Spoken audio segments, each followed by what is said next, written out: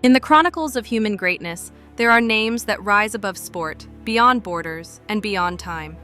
These names don't just define a field, they redefine what it means to live with conviction, to stand tall when the world demands silence. One of those names, luminous in legend and eternal in impact, is Muhammad Ali.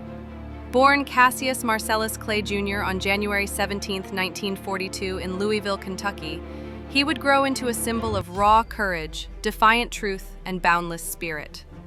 Ali wasn't merely a boxer. He was a force of nature, a man who fought not just with his fists, but with his heart, with his beliefs, and with his voice. He once said, "I hated every minute of training, but I said, don't quit, suffer now, and live the rest of your life as a champion." Those words, born of sweat and pain, would become the mantra not just of an athlete, but of a legend forged in fire. He was born into an America split at its seams, where segregation ruled openly, where racism was baked into the bricks of society, where black children were expected to aim low, dream small, and speak softly. But young Cassius was different. He didn't want to be small. He didn't want to be silent.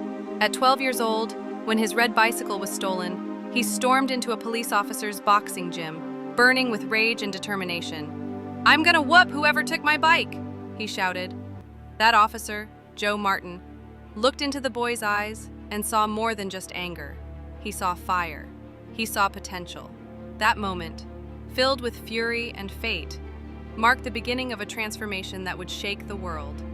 Clay began to train, and as the weeks turned into years, his skills sharpened with astonishing speed. He wasn't just good, he was extraordinary. His fighting style defied convention. Where others braced and blocked, he danced and glided.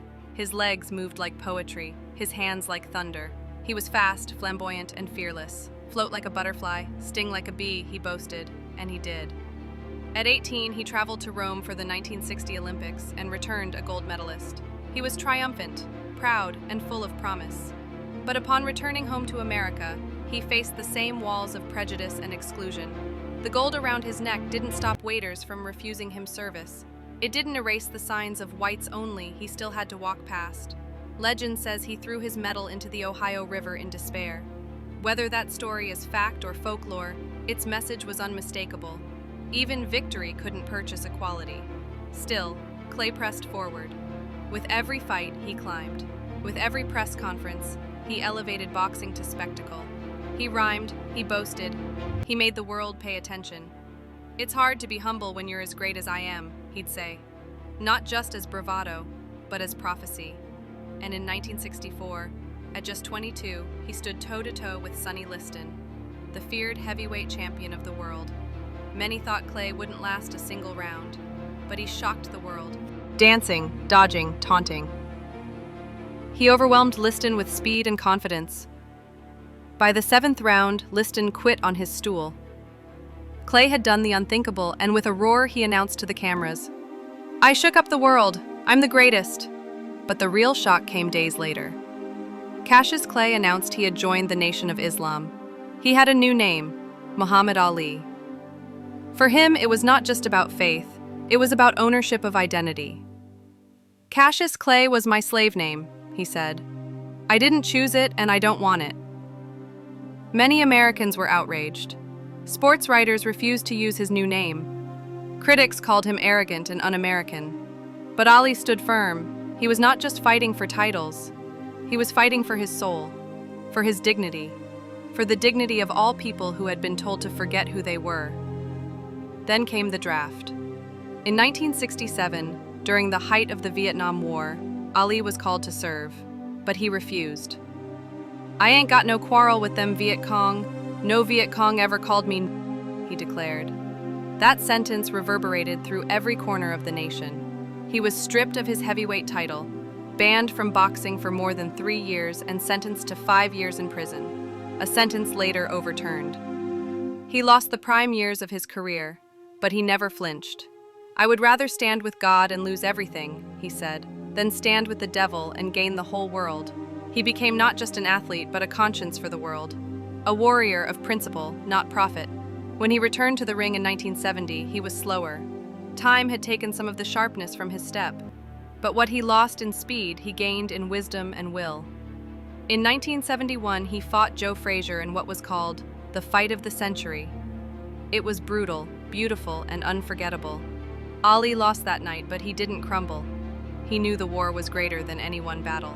And then came George Foreman, young, strong, undefeated, a wrecking machine in gloves. When Ali signed to fight him in Zaire in 1974, the rumble in the jungle, almost no one believed he could win, but Ali had a plan, a strategy born not of arrogance, but of brilliance. He called it rope-a-dope.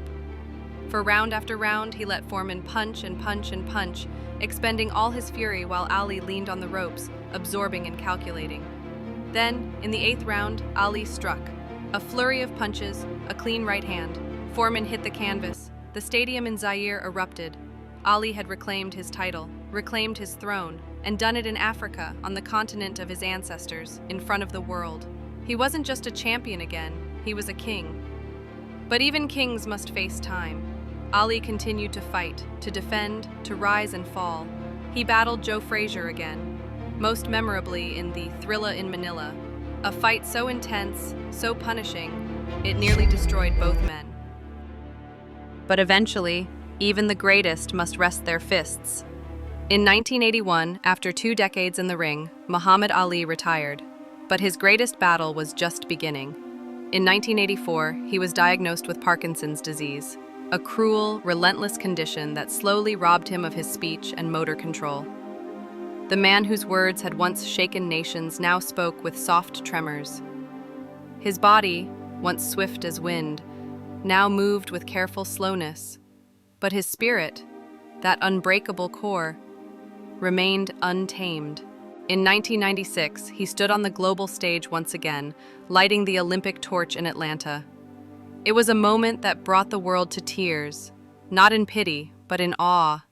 Even as his voice faded, Ali continued to speak through his actions. He visited refugee camps, consoled the sick, and lifted the fallen. He taught us that greatness isn't measured in victories, but in values. Not in how hard you hit, but how hard you love. He said, "Service to others is the rent you pay for your room here on earth." And he paid that rent, over and over, until the very end. When Muhammad Ali passed away on June 3, 2016, the world stood still. Presidents, kings, rivals, and fans all bowed their heads. But legends do not die. They echo. They inspire. His funeral brought together Muslims, Christians, Jews, atheists, all to honor a man who had transcended every boundary. His life reminded us that courage isn't the absence of fear, it's the decision to act despite it. That faith isn't just in a book, it's in standing for truth when truth costs you everything. That greatness isn't about muscles, it's about morals.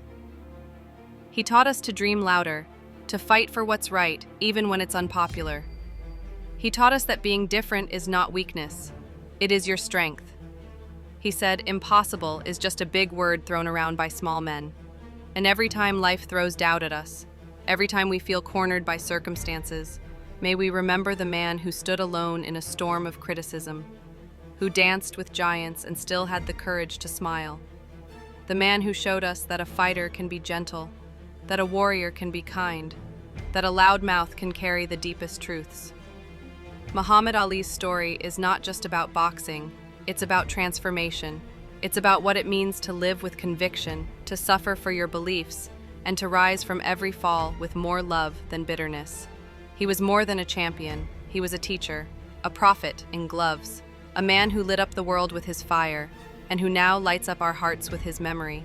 He said, "Live every day as if it were your last, because someday you're going to be right." And so, let us live loudly. Let us speak truth boldly. Let us fight not with fists, but with hope. Because champions aren't made in gyms.